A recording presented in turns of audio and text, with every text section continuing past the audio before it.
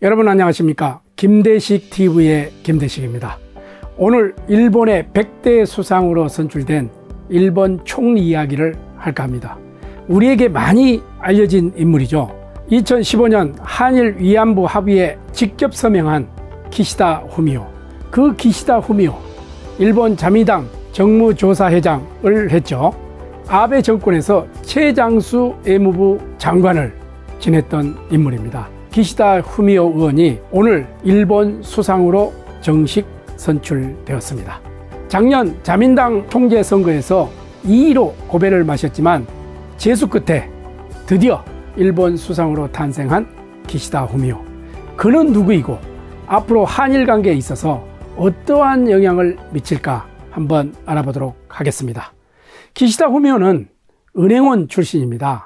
아버지는 일본의 중소기업청 장관을 지낸 기시다 후미다케 전 중의원 아들이죠. 할아버지가 부동산 백화점을 경영했었죠. 그리고 경영하다 정계로 뛰어든 기시다 마사키 전 중의원 의원입니다. 기시다 후미오 신임 총리는 구선 의원이죠. 외무상, 외무부 장관을 했고 특임장관, 방위상, 방위청 장관을 지낸 인물입니다. 나이는 1957년생이니까 우리 나이로 올해 65살입니다. 100대 총리 기시다 후미오, 그러니까 전임 스가 요시히데 총리에 이어 집권 자민당의 27대 총재이자 일본의 100대 총리로 기시다 후미오라 이야기할 수가 있습니다. 9월 초까지만 하더라도 신종 코로나 바이러스 감염증 대응 실패로 자민당의 지지율이 급락하며 총선, 중의원 선거죠. 중의원 선거를 앞두고 선거의 얼굴이 될 수 있는 국민적 인기가 높은 인물을 총재로 선출해야 한다는 목소리가 높았지만 9월 한 달 동안 코로나19 감염자 수가 10분의 1로 급감했습니다. 그래서 총재 선거가 연일 미디어에 보도되자 자민당 지지율은 다시 급반등하게 되었죠. 총선 패배의 불안감도 옅어지게 되었습니다. 이에 자민당 의원들이 당내 기반이 약하고 자기 주장이 강한 고노다로 장관 대신 적을 만들지 않는 원만한 성격의 주요 파벌 코치카이 수장이기도 한 기시다 후미오 정조회장을 선택한 것으로 보여집니다.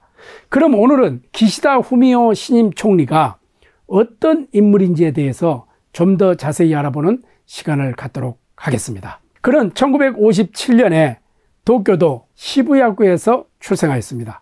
본적지, 그러니까 아버지의 고향이죠. 히로시마시 미나미구 히치야마쪽. 아버지 기시다 후미다케는 히로시마현 출신의 통상산업성 관료이자 정치인이었습니다. 1982년도에 와세다 대학 법학부를 졸업합니다. 같은 해에 주식회사 일본 장기신용은행에 입사했죠. 그리고 나서 1987년부터 아버지인 기시다 후미다케 중의원 의원의 비서로, 아버지 비서로 정계에 뛰어들었습니다. 우리 같으면 상상도 할 수 없는 이야기죠. 그 아버지 밑에서 묵묵히 정치를 배우던 중 1992년에 아버지가 사망합니다. 그래서 그 지역구인 히로시마 1구를 물려받아 1993년에 치러진 중의원 총선거에서 당선되게 되면서 이후 한 번도 낙선되지 않고 현재까지 구선을 이어가고 있습니다.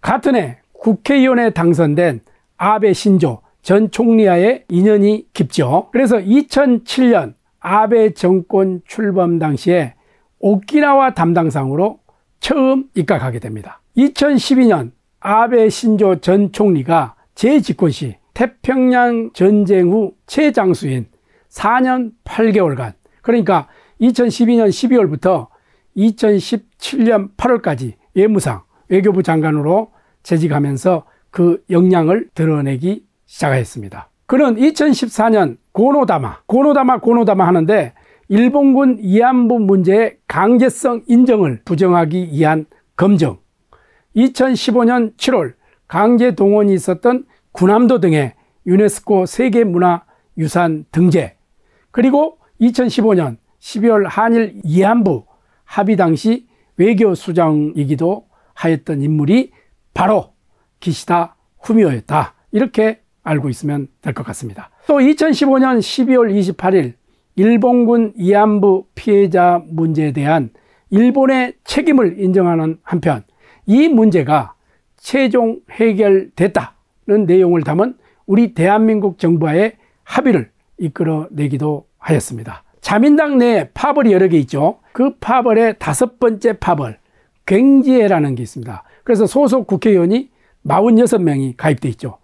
그 파벌에 전통적으로 아시아 관계를 중요하였으나 정작 기시다 후미오 본인은 총리직 도전을 위해 우경화해 왔는데 이를 두고 아베 전 총리의 다음을 잇는 2인자 후계자로서의 계산된 행동이라는 설명이 뒤따르기도 하였습니다. 실제로 아베 전 총리는 과거 한 인터뷰에서 그에 대해 매우 성실한 분이라 이렇게 이제 치켜 세우죠.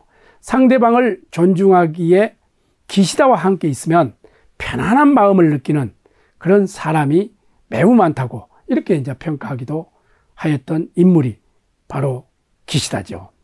이러한 기시다 후미오 신임 총리의 화려한 정치력과 더불어 향후의 기본적인 정책 방향이 어떻게 전개되어 나갈지 새롭게 이목을 집중시키게 될 것 같습니다. 아무튼 오늘 제100대 일본 총리로 선출되었으니까 곧 새 내각을 발족할 예정인데 아베 정권의 계승을 선언하며 출범했던 스가 요시히데 내각을 1년여 만에 대체하는 기시다 정권의 기본적인 정책 방향은 아베 노선에서 크게 벗어나지 않은 채 변화를 추구할 것으로 저는 생각됩니다. 그는 최근 일본 기자클럽 주최 후보 토론회에서 있었죠. 그 내용을 보면 위안부 합의가 지금도 매우 중요한 의미가 있다고 생각한다면서 문제 해결의 열쇠는 일본이 아닌 한국 측이 쥐고 있다는 견해를 밝힌 바 있죠.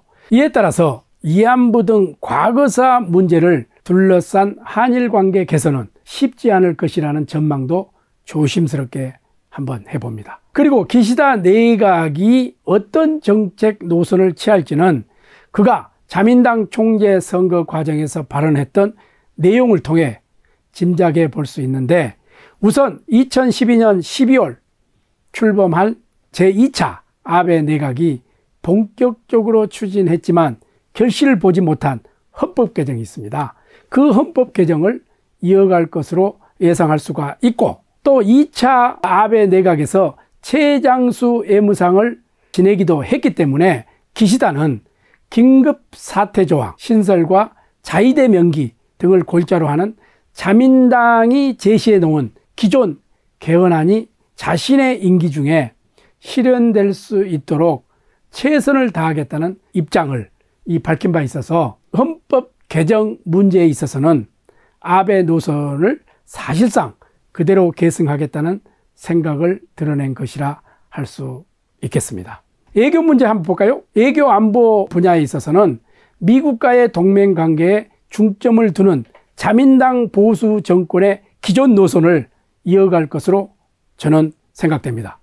그러면서 미국과 기술 패권 등을 놓고 대립각을 세우는 중국을 상대로 강경한 정책을 유지할 공산이 크다고 할 수 있겠습니다. 기시다 수상은 이번 선거 과정에서 중국을 염두에 둔 조치로 반도체 등 주요 물자 확보 및 기술 유치 방지를 위한 경제안보 추진법을 제정하고 담당 강요도 신설하겠다고 공약을 내세웠죠. 그래서 이제 중국 등의 인권 침해 문제를 전담할 총리 보좌관 신설을 약속한 바가 있습니다. 중국 해경국 선박에 의한 생가구, 중국에서는 다오이다이라고 이렇게 부르죠. 그 열도 주변 영해 침입에 효율적으로 대응하기 위한 방안으로 해상보안청법과 자위대법 개정 필요성을 역설하기도 하였던 인물이 바로 기시다 후미오다